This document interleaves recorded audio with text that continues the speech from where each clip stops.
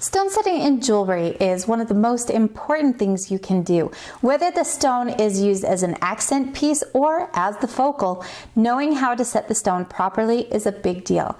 Also, developing that skill is a big deal. Now, I will be the first to admit I am still just barely beginning, just learning. So don't judge my skills too harshly yet.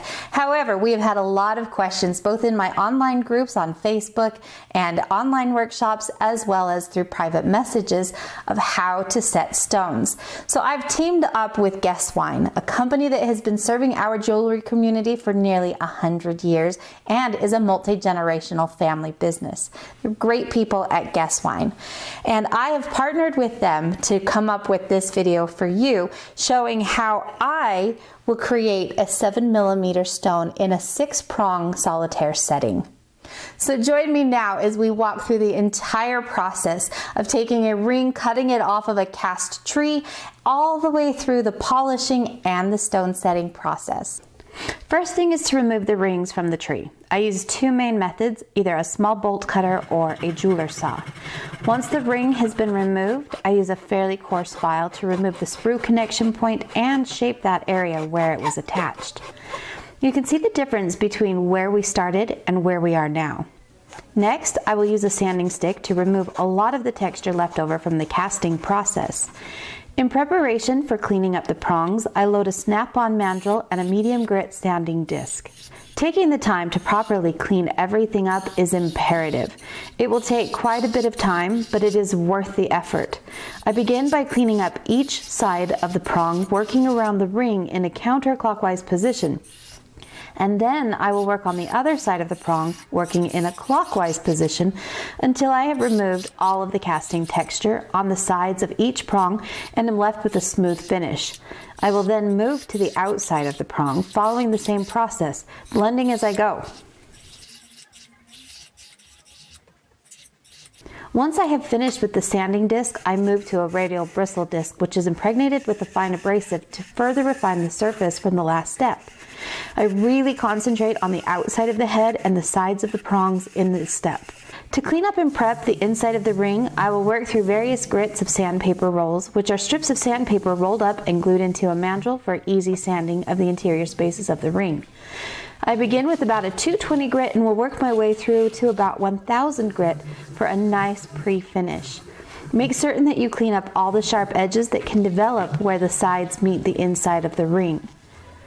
One thing to note is when you are sanding, you need to change the direction in which you are sanding to fully remove the scratches left from the previous step. This can be hard to do on a ring, so you can angle the sanding band to about 30 to 45 degrees and that should be sufficient. Use a silicone or rubber bullet to clean up the insides of the prongs. When doing this, be sure you are working safely and wear a mask or work in a vacuum environment to ensure that you do not breathe the abrasive dust that is created. Once I am happy with the overall blending and smoothness of the ring, I then move to a fine eave wheel, which is an accessory, to do some final blending and pre-polishing. Once again, I concentrate on each side of the prong and also all the surfaces of the head, and finally move on to the surface of the ring. I then use a bullet-shaped eave accessory for the insides of the head. Next, I then use the Luxor green polishing compound, which has a medium abrasive to help remove the scratches and aids in the blending. I begin by polishing the ring surface with a stitched muslin buff in my rotary tool. This is going to give a really beautiful pre-finish.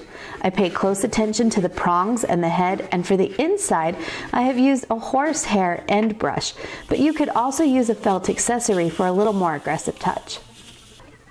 Then I switch to a white goat hair brush, which is soft, and will apply a Luxor white compound, which is used for fine finishing and polishing.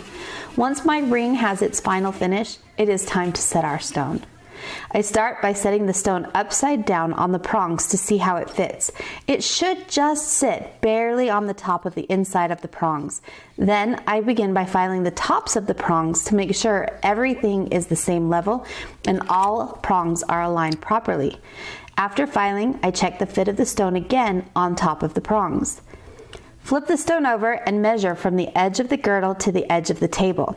This is going to give us the depth of our seat. Using the dividers, I mark the inside of each prong with the measurement I just took. Next, I measure the stone and select a burr that is about 20% smaller than the stone. Now, if I were using a 4-prong setting, I would have selected a 5.5mm burr. But because I am working with a 6-prong setting, I'm going to select just a slightly smaller burr, and I have chosen to use a 5mm burr. When selecting burrs, there are so many to choose from. However, I really like the quality and the cut that I get from Busch burrs, and that is what I'm using in this particular video. With my burr in motion, I introduce the edge where the pavilion slope meets the bottom of the cutting shaft at an angle to the scribed line. Then, slowly keeping the burr continuously in motion, I move the burr up and parallel to the prong. Now, more experienced stone setters can get this cut made the first time. As I am not that experienced yet, I tend to do a little bit, check it, do a little bit more, and repeat, making certain to pay attention to keeping things uniform. Try to fit our stone. Now, if you need to, we have to go back and remove a little more, as is the case here. In this case, I have still just a little bit more to go as the stone sits just a little bit too high in this setting. Once again, I'm going to remove a little bit more and then test the fit of the stone again. Once we have the setting cut to the right depth, we need to then check to see that the stone fits flat and that it doesn't rock within the setting. Then I'm going to pick up my ring and I'm going to check it from all the sides. I'm checking to see that again the stone is sitting flat, it fits well within the prongs, and the pavilion and girdle sit properly in the seat I have just cut.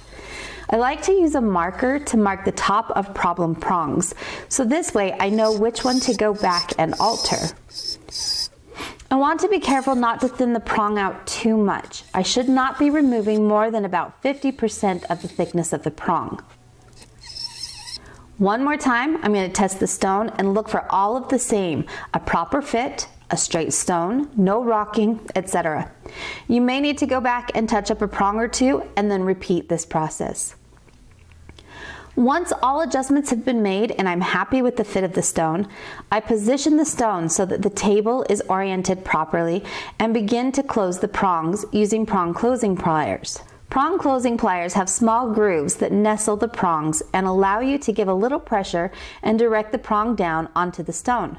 Notice that I have not pushed the prongs down completely, and I also kind of work around the stone the way I would lug nuts on a tire. So you want to start with one, move to the opposite side and do that prong, select the next prong, and again move to the opposite side of that. I like to file just a little of the upper outer edge to help the metal move over the stone a little easier. Again, being careful not to remove too much. Once more, I am aiming to keep about 50% thickness of the original prong. Once I'm happy with how my prongs are moving, I then use my engraving machine with a brass pusher to move the prongs down onto the stone. This can also be accomplished with a hammer handpiece or even a hammer and punch.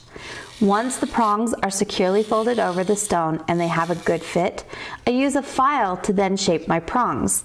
In this case, I have given them a rounded finish, but there are a number of other finishes that you can put on your prongs. Next up, I'm going to use a rubber wheel to blend and remove any file marks. I also touch up any marks on any other area of the ring and the head.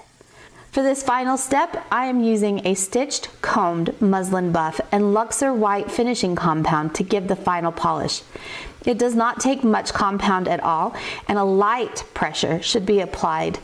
In the case of my ring, the stone is a CZ and the compound will not hurt it, so I polish every surface of the ring.